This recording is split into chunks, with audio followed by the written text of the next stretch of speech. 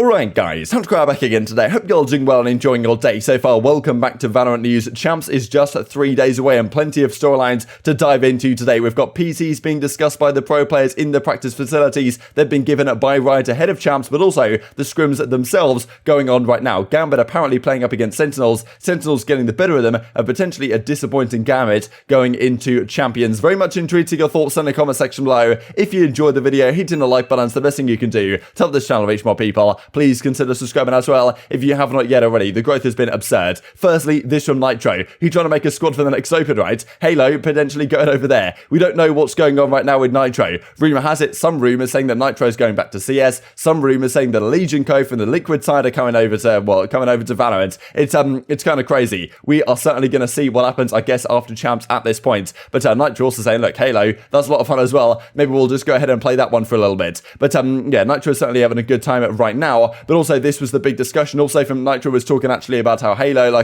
some of the PC issues that is having a little bit right now in terms of GPU usage and stuff like this and slowdown. But well, as Marv says over from the Envy side a little bit ago, these PCs feel horrible. Why no upgrade? Lots of talk lately from some of the pro players about the issues within the PCs right now that they're using to play these matches on, or at least to play scrims on and to try and get ready to go. Because for some of these guys, scrims, or at least streaming, is very important to them, as well as scrims as well. Now, these PCs don't seem to be particularly good at doing streaming as well as playing the game. And even just playing the game itself, they might not actually be strong enough to make this game be played at a high level. As Ye says here back in October, Riot does a lot of things right, like all this type of stuff, but I would trade all of that for a nice PC and a practice room. He says that what you should have is a 5900X or equivalent plus with a 3070 Ti or 3080 plus in terms of GPU, and that would guarantee, above 240 FPS with a 240Hz refresh rate monitor is what you need to prevent all the screen tearing and stuff like this. He reckons that this PC is actually not capable of doing that, and ShahZaM is talking about the frustrations that some of the pro players have had, and he's also getting frustrated with the people complaining about pro players, complaining on Reddit. It's the circle of life, and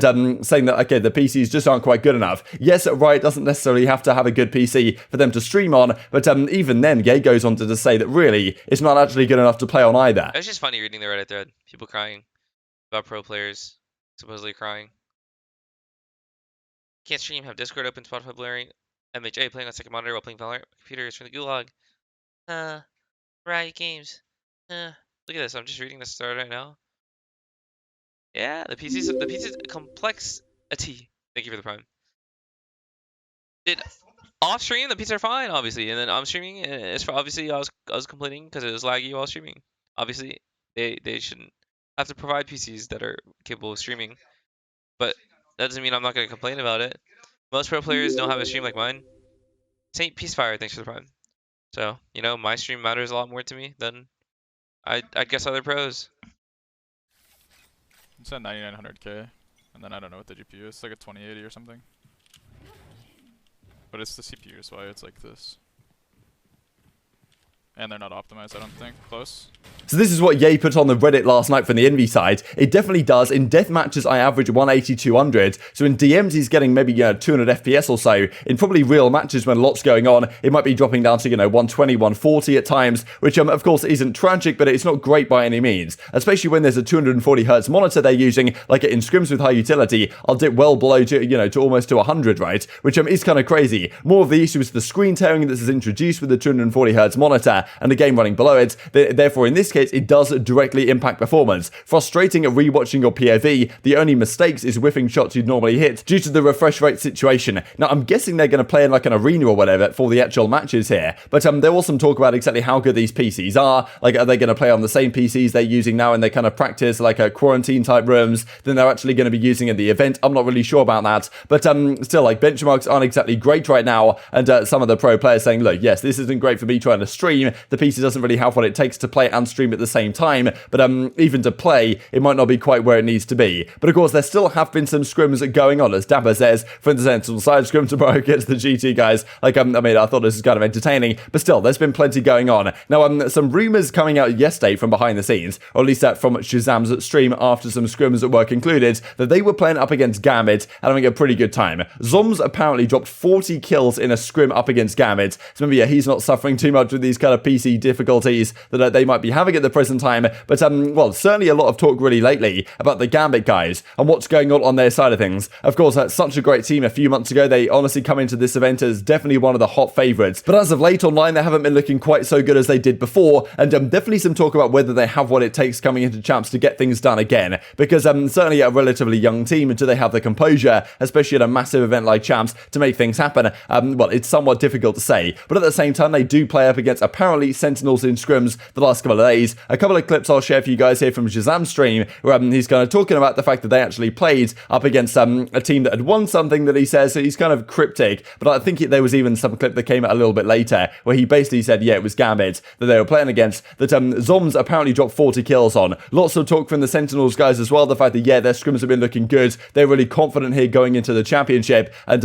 especially Zoms dropping 40 kills on Gambit and then winning that scrim. I'm sure that's going to give them a lot of confidence going into this one. Gary doing champs. Look, I'll say Zoms dropped 40 kills in the scrim today.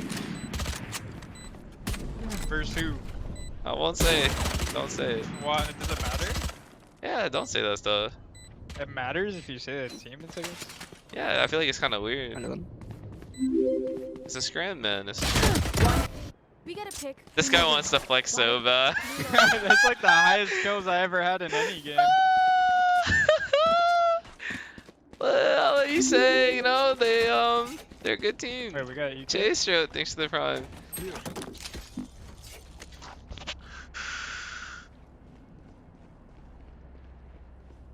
They might all want something. Kill me, thick, thanks to the prime.